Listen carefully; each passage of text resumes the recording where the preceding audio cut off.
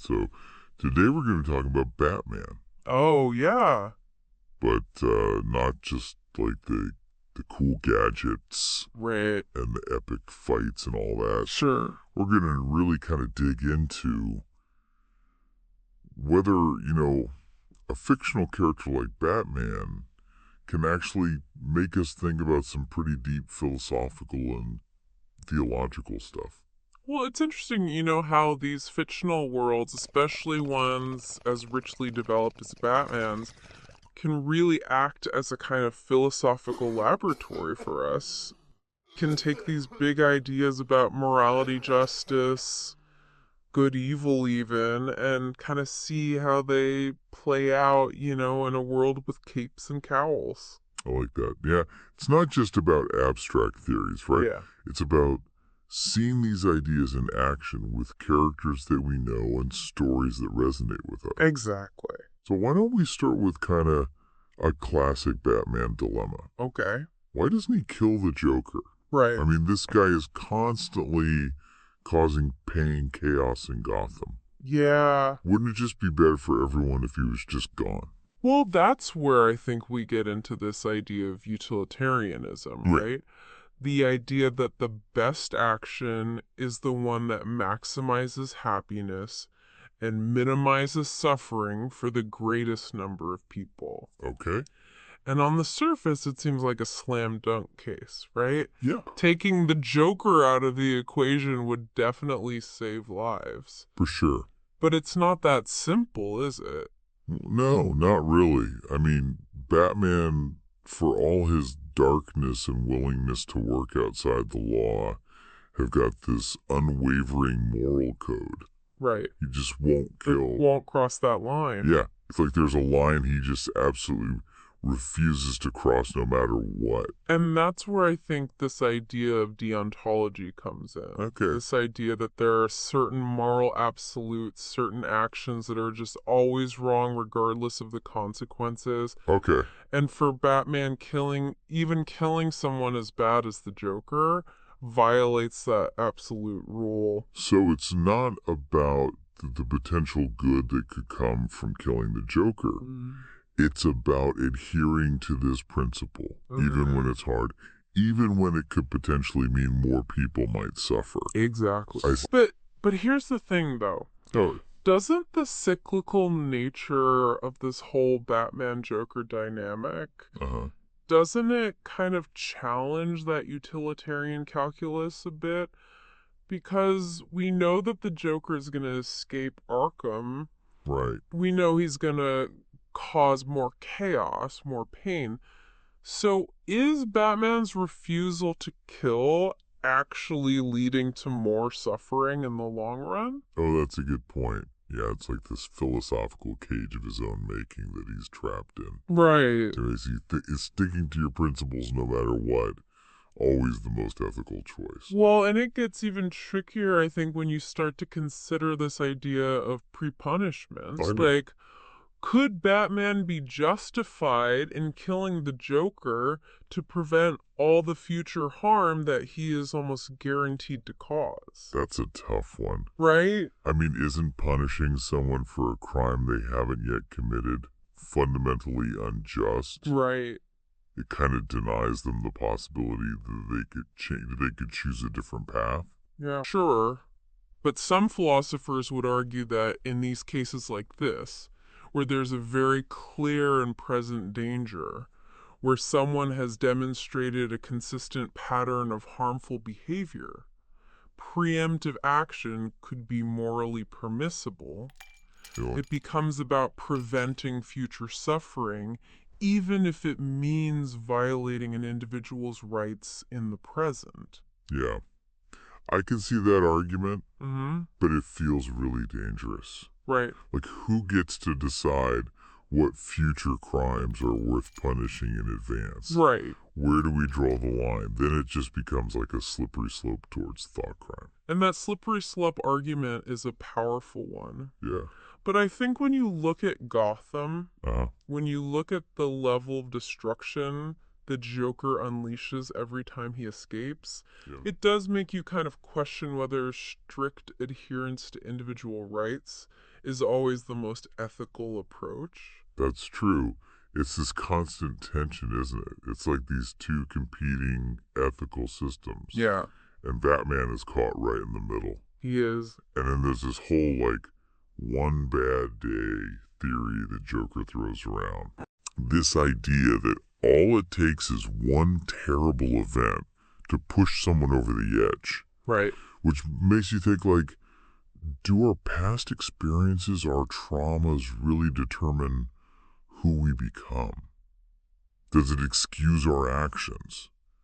Even the most horrific ones? That's a big question. Yeah. I mean, is that really all it takes? One bad day. Right. Because Batman's had his share of trauma too. For sure. And he didn't become a nihilistic, homicidal clown. Yep. He chose to fight. He chose to channel his pain into something positive. So where does that personal responsibility come into play? That's right. It's like both Batman and the Joker are these case studies in how we respond to trauma, how we respond to the chaos and unfairness of life. Yeah. And their choices, their paths, they're diametrically opposed. One embraces the darkness and the other fights against it. But are they really that different? Well, now, that's a question that I think gets to the core of their relationship. Okay. Their dynamic. We'll have to unpack that a bit more. All right, well, let's do it. Two sides of the same coin, right? Yeah. Both shaped by this profound loss and trauma. Both operating outside the bounds of the law. Right. But their responses to that trauma couldn't be more different. Yeah, and maybe that's what makes their relationship so fascinating. Right. They each represent a different path, you know? Yeah. A different way of dealing with the darkness that exists in the world and within ourselves. Batman, even with all of his gadgets and training, is still just a man. Yeah. He chooses to put on this mask, this symbol, and fight for justice. Right. He's not driven by some kind of supernatural power or divine mandate. Right. It's a choice. It's a commitment. It almost feels theological, though, doesn't it? Oh, yeah. This idea of one man taking on the burden of a city's sins, sacrificing himself for the greater good. Right. I mean, he even has a kind of confessor figure in Alfred. That's a great point. Right. Alfred, with his wisdom and his unwavering loyalty, acts as a kind of moral compass for Batman. Yeah. He's the voice of reason, you know, the one who reminds him of his humanity when he gets too close to the edge. Yeah, it's like their relationship kind of mirrors that classic struggle between faith and doubt. Uh-huh. Batman grappling with the darkness he sees every night, constantly questioning whether he's making a difference. Right. And Alfred, the unwavering believer, the one who never loses sight of the hope that Batman represents. And that idea of hope, that glimmer of light in the darkness, is so essential to the whole Batman mythos. Yeah. It's what keeps him going, what keeps him from succumbing to that despair that the Joker embodies. Right.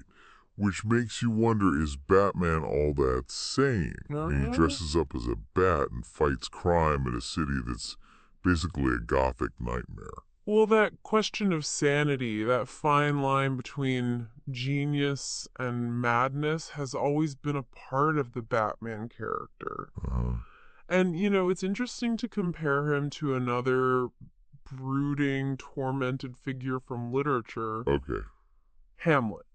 Oh, wow. Okay, Hamlet. Yeah, think about it. Both are haunted by the deaths of their fathers.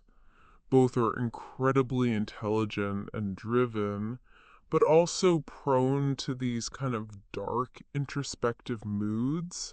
They're both masters of disguise, of manipulating those around them to achieve their goals. They're constantly grappling with these big philosophical questions. Right. about morality, Right. justice, the meaning of life. Yeah, they're both wrestling with their own inner demons. Yeah. And I think that internal struggle, that tension between reason and obsession, is part of what makes them so compelling. Right. It's like they represent a part of ourselves, that part that's drawn to the darkness, that questions everything. Yeah, but with Batman, there's also this question of identity, right? Yes. Is Batman the mask, or is Bruce Wayne? It's almost like he's living this double life, Yeah. constantly shifting between these two personas. Right. Bruce Wayne, the billionaire playboy, is almost a performance, a way to deflect attention from his true self. Right. And that true self, the one that embraces the darkness, the one that's willing to push himself to the limit to fight for justice. That's Batman. That's Batman. Yeah. But isn't that idea of like an authentic self, Yeah. a self that's chosen rather than simply given, Yeah. a deeply philosophical concept? Absolutely.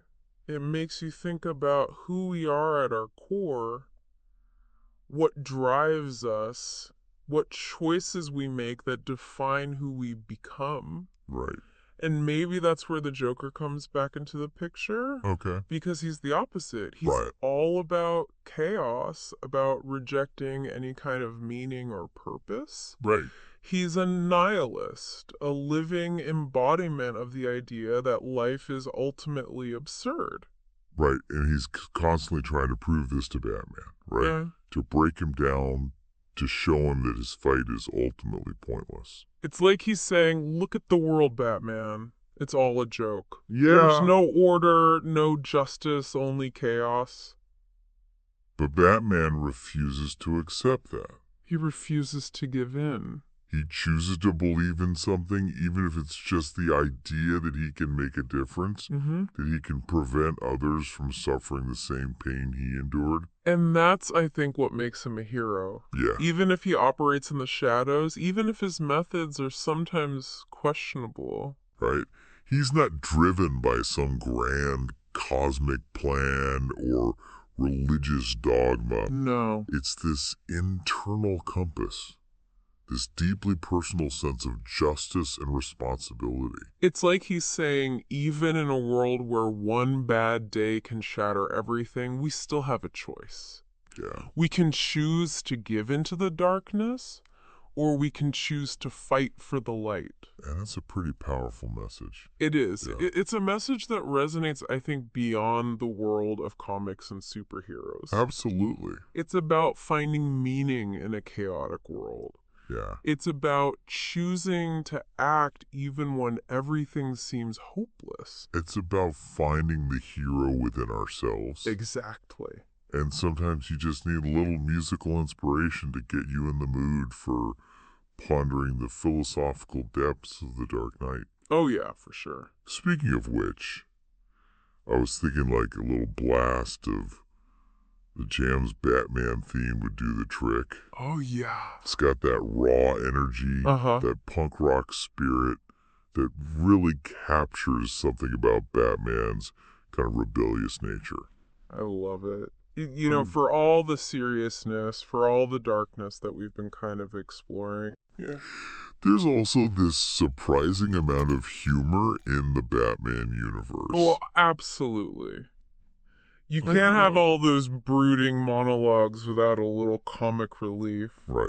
I mean, some of the villains are just downright campy. Yeah. Like the Penguin waddling around with his trick umbrellas.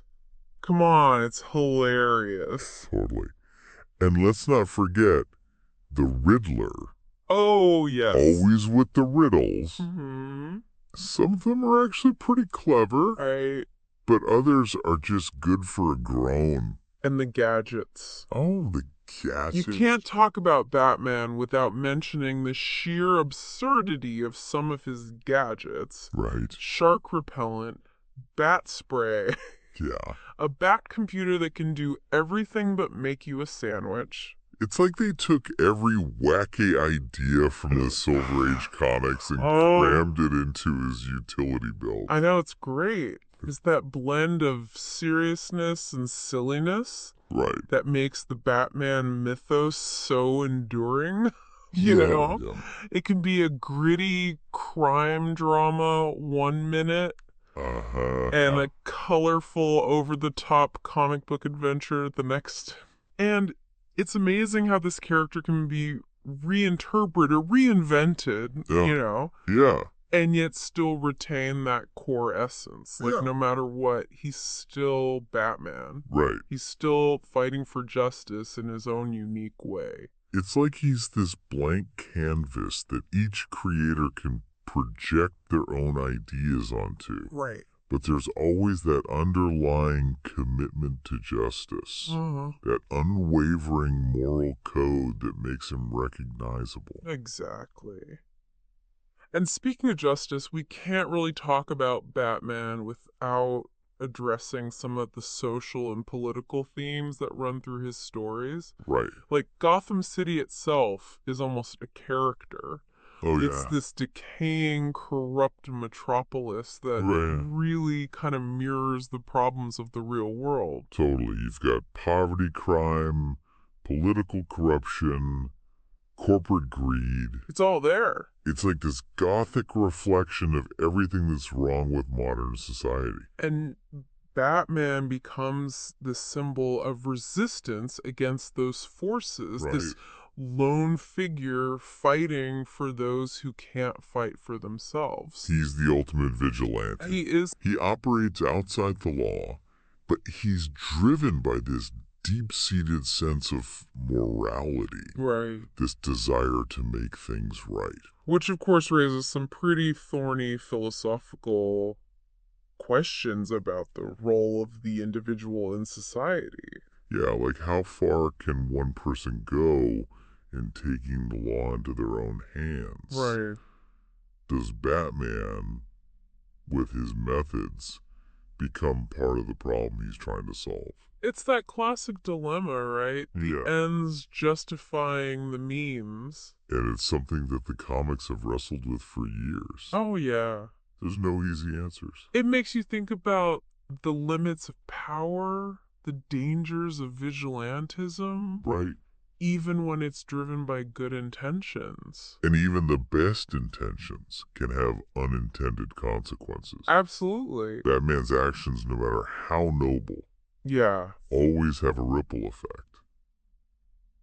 He's constantly changing the game. But is he always making things better?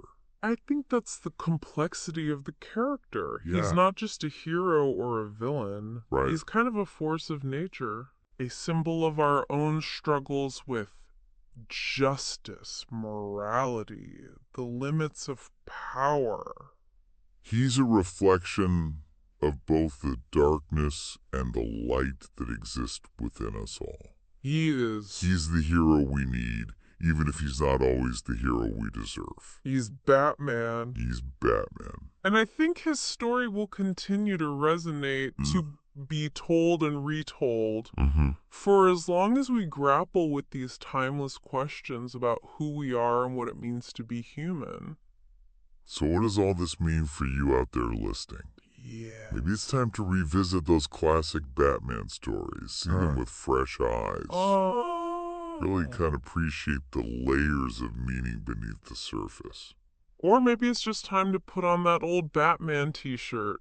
Yeah. Crank up some Danny Elfman music and embrace your inner dark night. Whatever you choose, just remember that even in a world full of shadows and darkness, there's always a choice to be made. There is. A choice to fight for what you believe in, to stand up for what's right. To do what's right. Even when it's hard. Even when it's hard. Until next time, keep exploring. Keep questioning. And never stop searching for the truth that lies hidden beneath the surface. And if you're looking for the perfect soundtrack for your next philosophical exploration of the Dark Knight, I highly recommend checking out The Jam's Batman theme. It's a high-energy, punk-infused take on the classic theme that's sure to get you thinking.